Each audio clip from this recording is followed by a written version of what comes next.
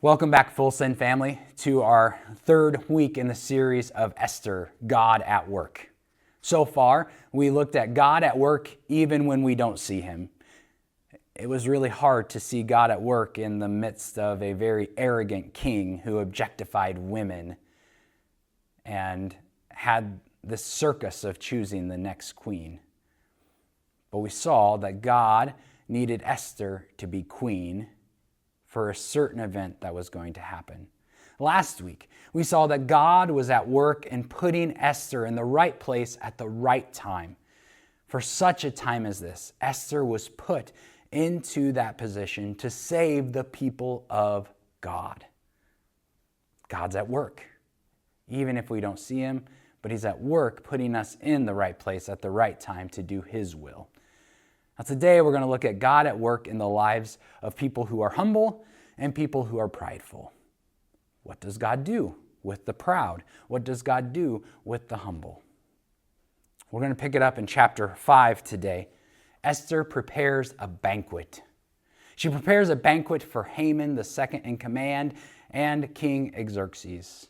Haman is very full of himself. He thinks he is somebody special because he gets to have a banquet with the king and the queen. He's also the man who, if you remember, is the one who put a death sentence on Queen Esther's people, the people of God. Well, after this first banquet, he leaves and he is happy until he gets in the courtyard and he notices Mordecai. Mordecai, a humble Jew, will not bow to him. He will only bow to God. And this bothers Haman. His pride gets in the way, and he goes home and he complains to his wife and his friends. And they say, you know what? You need to do something about Mordecai. You need to create a gallows, a place of hanging this Mordecai 75 feet tall. Now, this was going to be seen from anywhere. It was going to make a spectacle of Mordecai and how he wouldn't bow down to Haman. And so that night, Haman went to sleep. And he woke up the next morning, ready to go ask the king for the life of Mordecai. But I want us to see what happened to the king that night. In chapter 6, it says that the king could not sleep. So what do you do when you can't sleep? Well, you have all your past stories of your life read to you, so you can remember how great you are. Well, the story that was read that night was when Mordecai humbly saved the life of the king by saying that there were two people that were trying to assassinate him. And the king goes, well, did we say thank you? And they realized they had done nothing for Mordecai.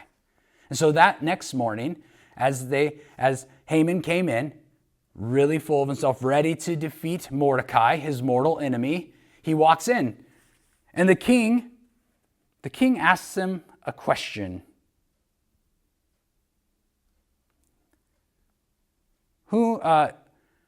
What should be done to the man whom the king delights to honor?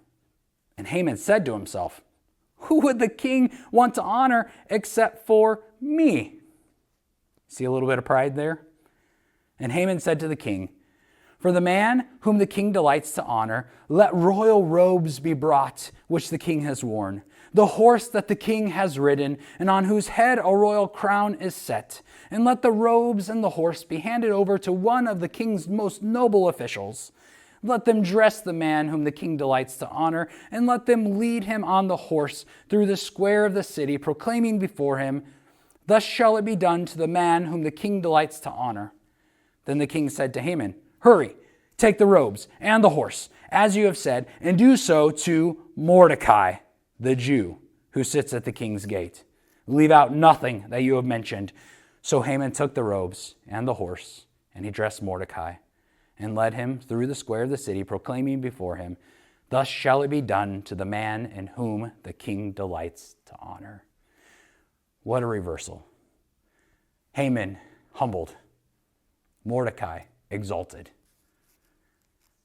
When Haman goes home defeated that night and he tells his wife and his friends the story, their attitude changes. No longer are they encouraging him to kill Mordecai, but they say, if Mordecai, before whom you have begun to fall, is of the Jewish people, you will not overcome him, but will surely fall before him.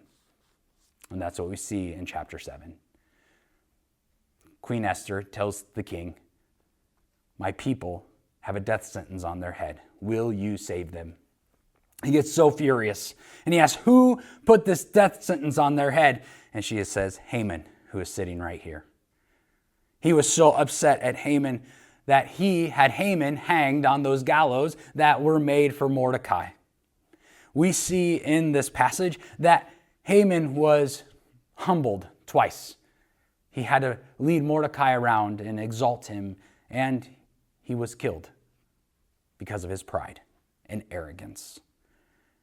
If you continue on just a little bit into chapter 8, we see that Mordecai is brought in and receives the signet ring of the king.